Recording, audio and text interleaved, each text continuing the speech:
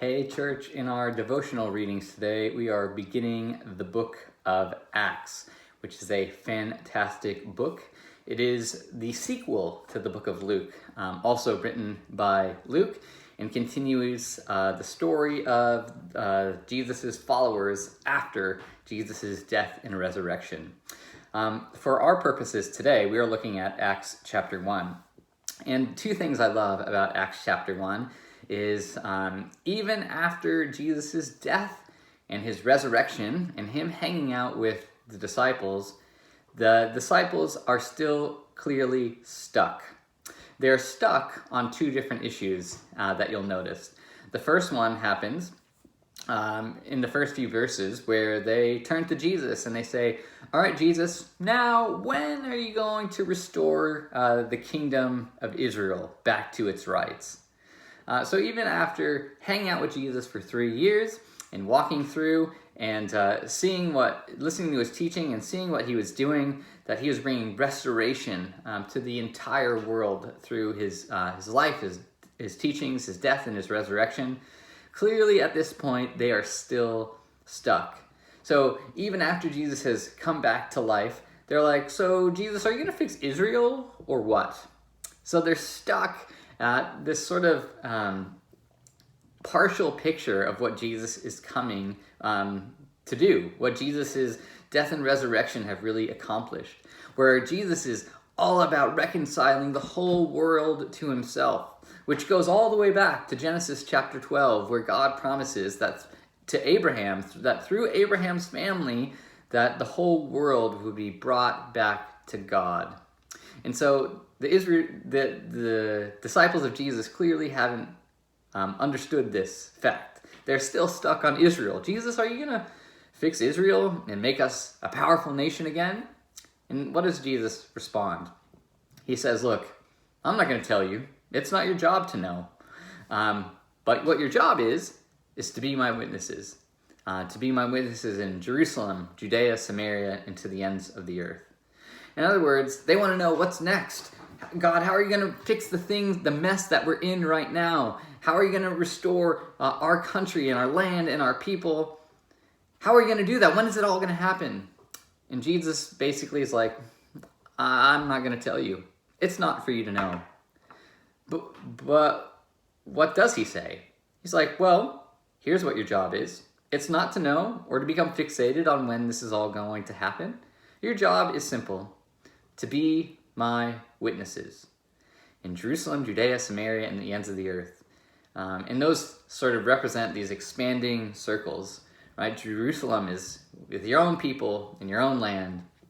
Judea and Samaria are sort of the greater areas that you find yourself. We might say your country or the continent that you're on.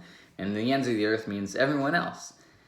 So instead of being fixated on when God's going to come back and restore everything and fix everything, Jesus says, don't worry about it. All you need to worry about is this job of being my witnesses.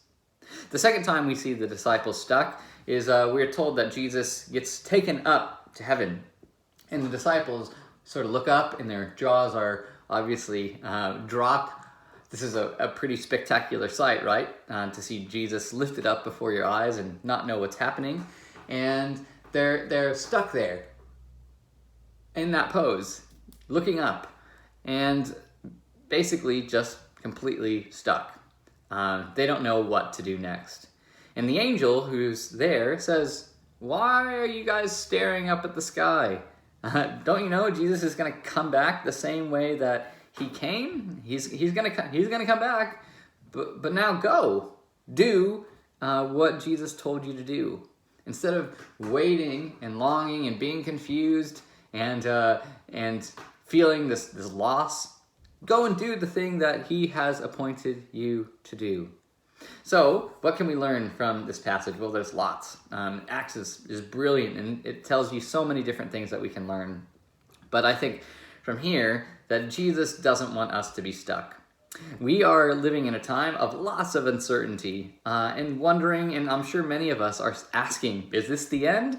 Are you going to fix things? God, we ever going to get out of this mess that we're in? We have lots of questions. And In this instance, Jesus never answers their questions directly. He just says, well, be my witnesses. That's what you need to do. That's what you need to concern yourself about.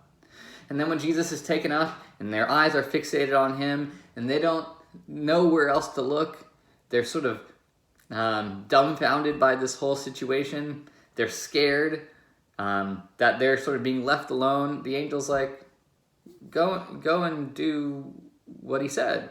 He's coming back. Don't worry. But go and do what Jesus said. And that's what I think ought to focus on today. And instead of being stuck on having all the answers, when's God going to fix this thing? When's this all going to end? Is that end now? Or to be stuck feeling like we're lost because we don't have Jesus is gone, and maybe we feel like that. Church is gone. The things that we have are gone. What do we do? Are we just staring and waiting for them to magically just reappear, or do we listen to Jesus and his messenger, the angel, and just get out there and be his witnesses? That's my challenge for you and for me today. It's really hard to do, I understand, but Jesus is clear. We have a job to do. We'll never know what's going on. We'll never know what the future is like. We never know when Jesus is going to come back and when God's going to fix everything.